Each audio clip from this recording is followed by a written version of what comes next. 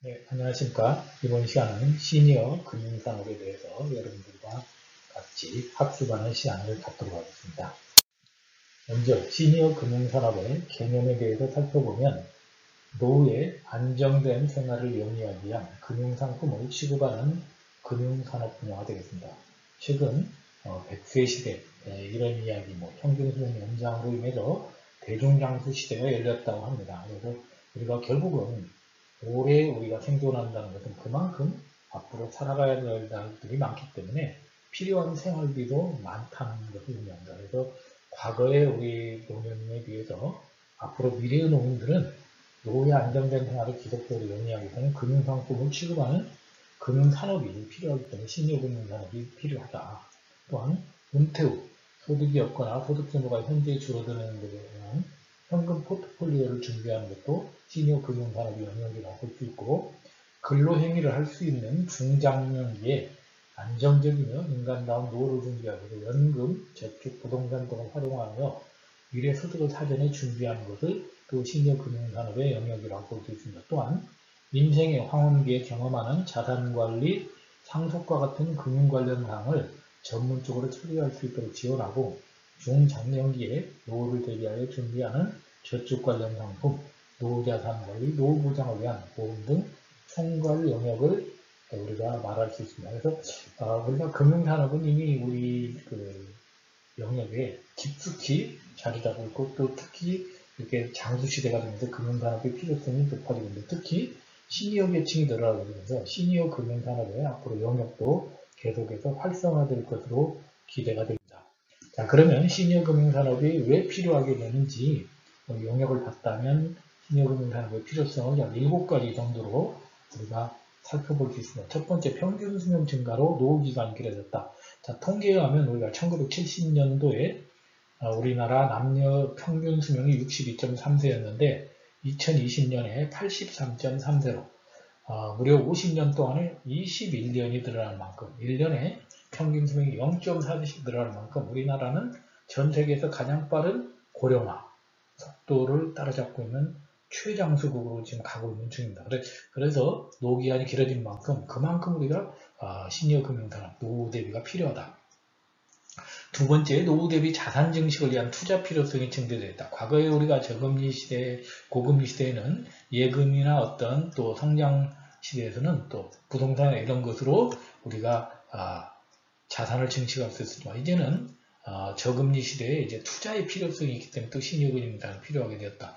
이웃나라 일본만 하더라도 지금 그 주식시장, 또 투자시장, 펀드시장 이런 쪽에 오히려 젊은 층보다 시니어 계층들이 훨씬 더 많은 비중으로 참여하고 있다고 하는 것이 현실입니다. 세 번째, 중장년층이 보유한 자산관리에 대한 필요성이 증가되겠다.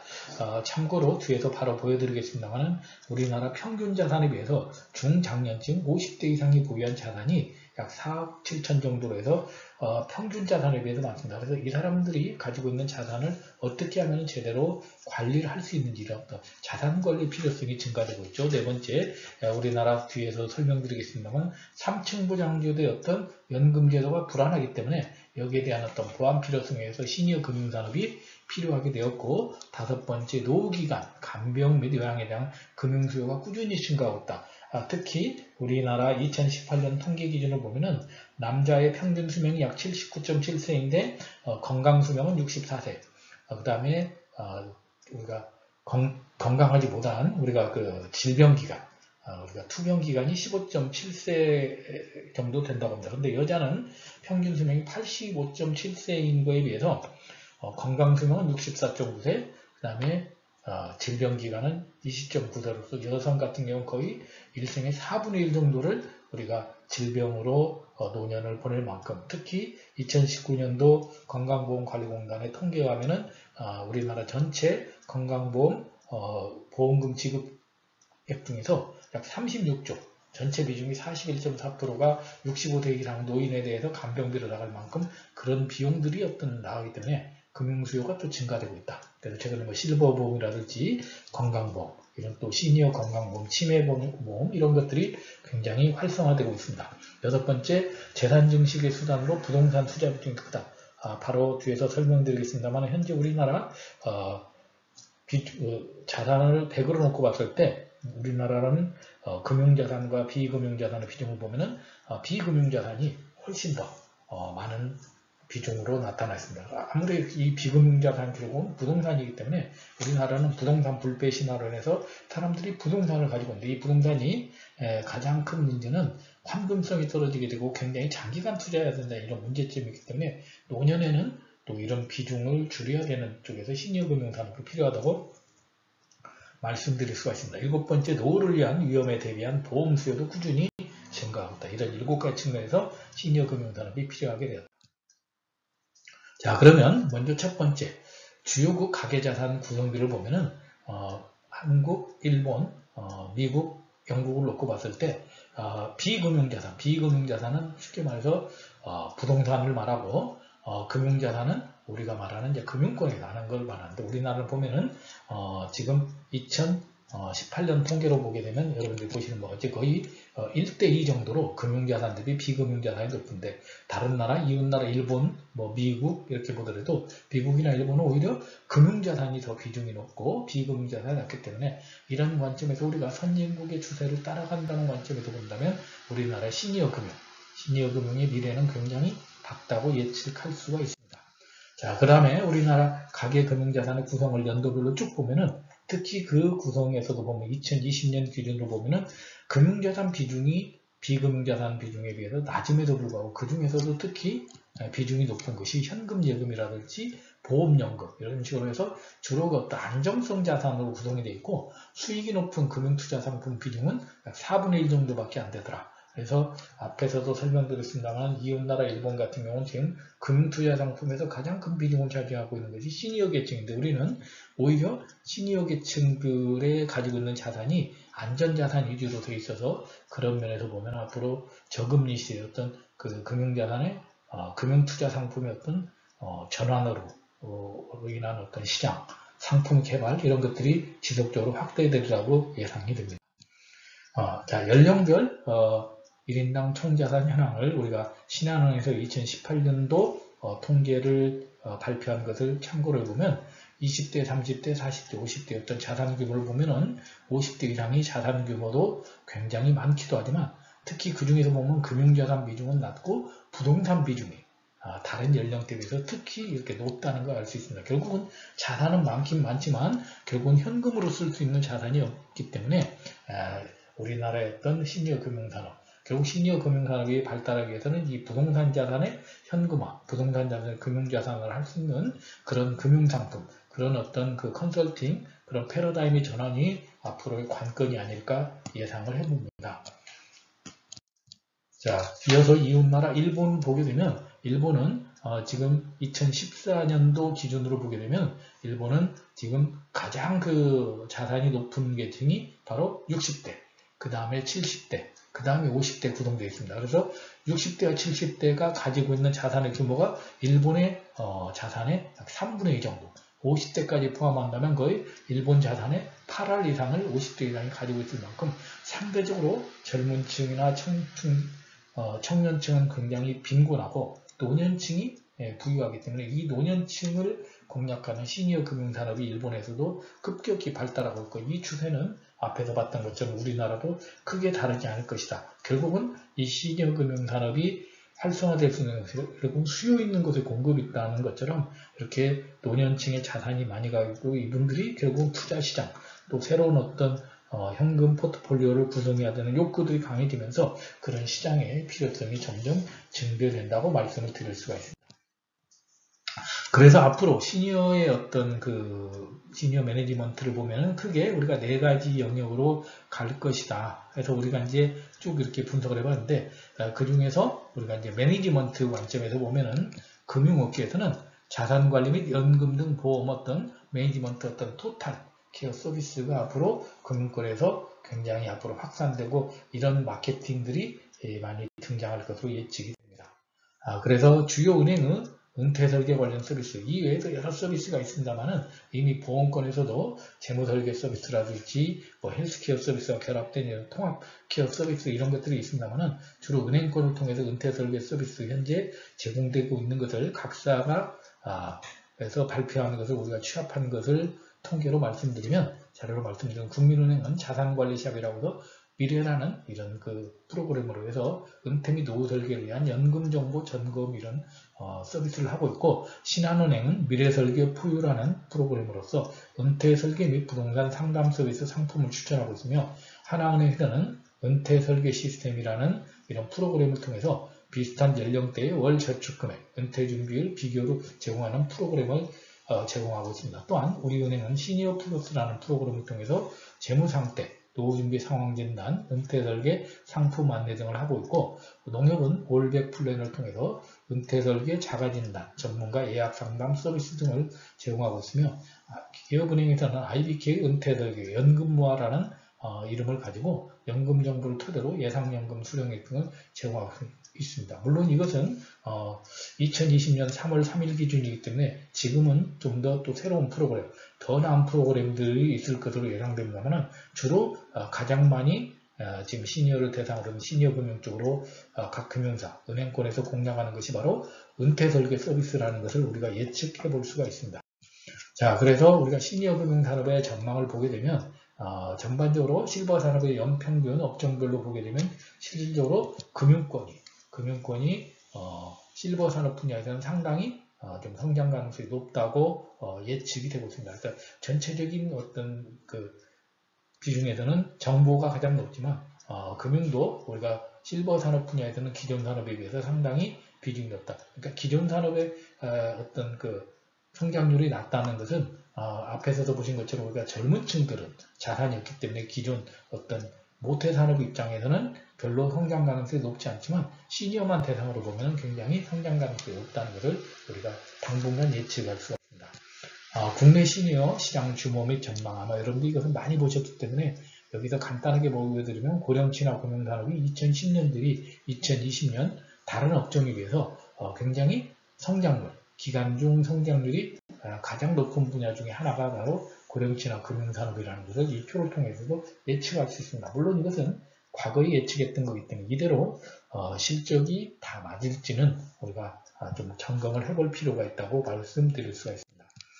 자, 그러면 또 최근에 우리가 이제 코로나로 인해서 언택트, 그 다음에 이제 디지털 트랜스포메이션 이런 것들이 굉장히 활성화되면서 가장 우리가 걱정하는 것이 시니어들이 과연 모바일 인터넷 뱅킹을 적응할 수 있겠느냐, 이런 얼리 어답터의 어떤 기능에 따라갈 수 있겠느냐 하는데, 우리나라 시니어들은 굉장히 또 인터넷에 대해서 이미 습득이 되어 있고 또 모바일 뱅킹 또 이런 것들에 대해서 굉장히 빠르게 적응하면서 연령대별로 보더라도 50대, 60대 이상의 모바일 인터넷 뱅킹 사용 현황이 지금 빠르게 다른 연령에 비해서 좀 절대적으로 비중은 떨어지지만 성장 규모로 보게 되면 가장 빠르게 50대, 60대 이상이 지금 모바일 인터넷 뱅킹이 지금 성장하면서 최근에 비대면 마케팅을 통해서 시니어들을 공략하는 홈쇼핑, 인터넷 쇼핑, 모바일 쇼핑 이런 것들이 굉장히 활성화되고 있다고 말씀을 드릴 수가 있습니다.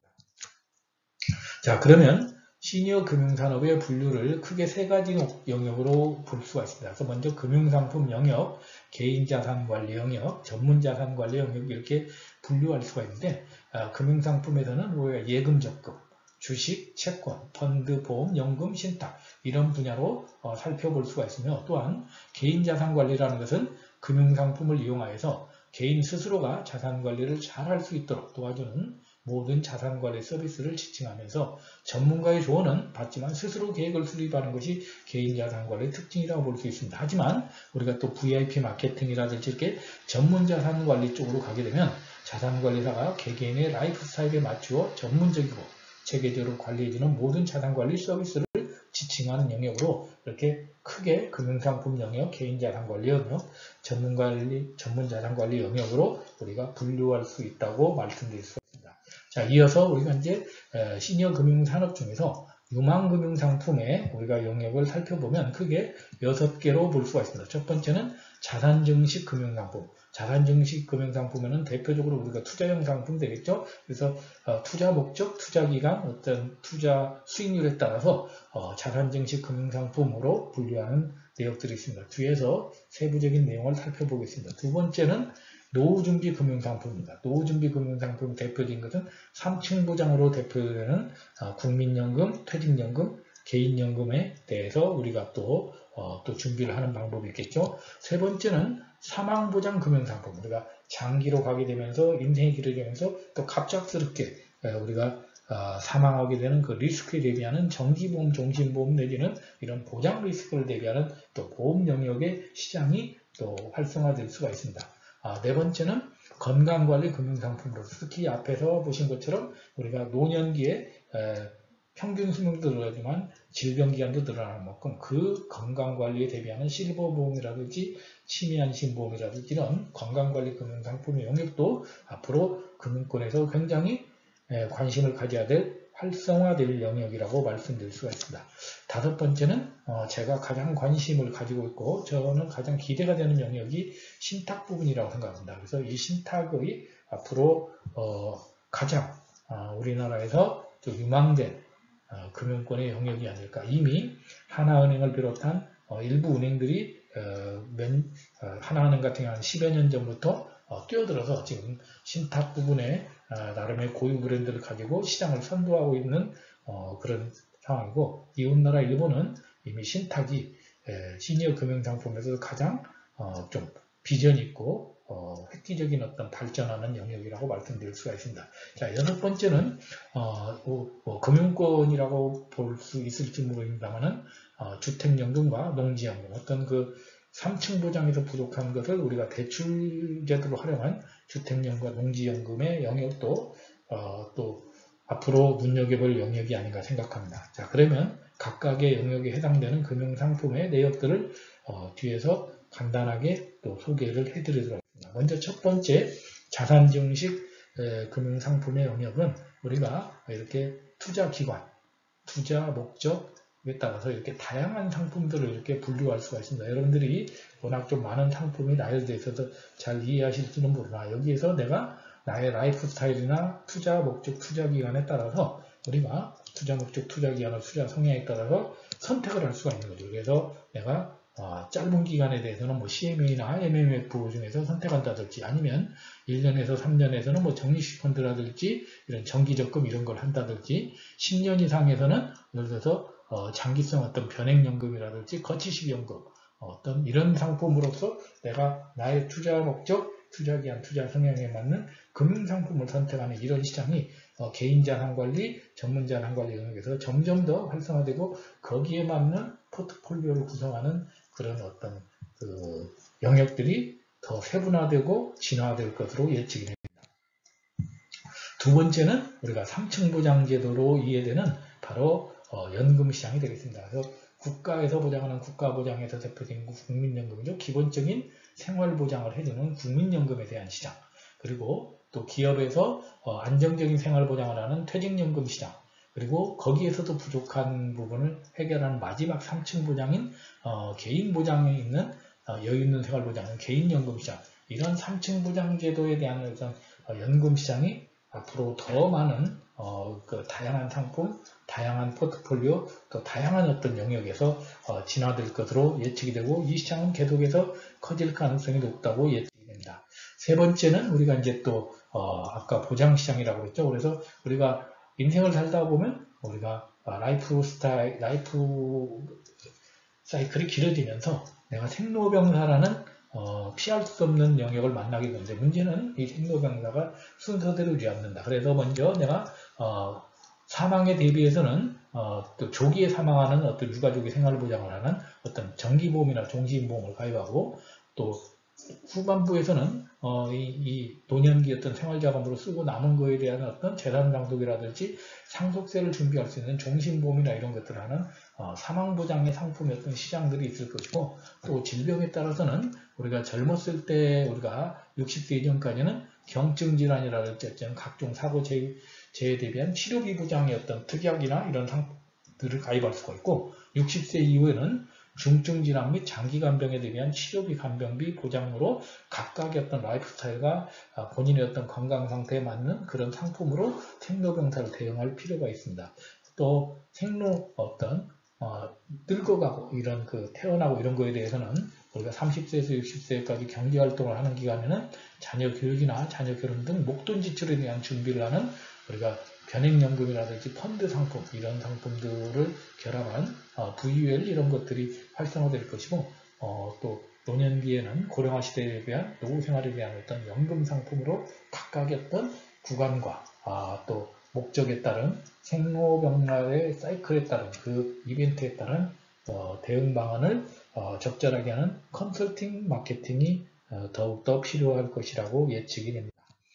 자, 이어서 시니어를 위한 보험 상품으로는 우리가 크게 또 이제 실버 보험이라는 게 있습니다. 실버 보험은 요즘은 이제 많이 워낙 다양화되어 있습니다만 개념사로 보게 되면 약 50에서 70세까지를 주요 가입 대상으로 하고 그다음에 보험 가입 연령은 80세까지 하면서 노인성 장애라든지 치매, 간병, 질병, 장리 서비스 등을 보장하는 상품인데 이것은 일반 보장 상품에 비해서 가입 대상이 한정되어 있고 보험 가입 연령도 조금 좀 범위가 축소되어 있고 주요 보장 내역은 시니어에 맞는 그런 상품으로 좀 특화된 상품이라고 말씀을 드릴 수가 있습니다.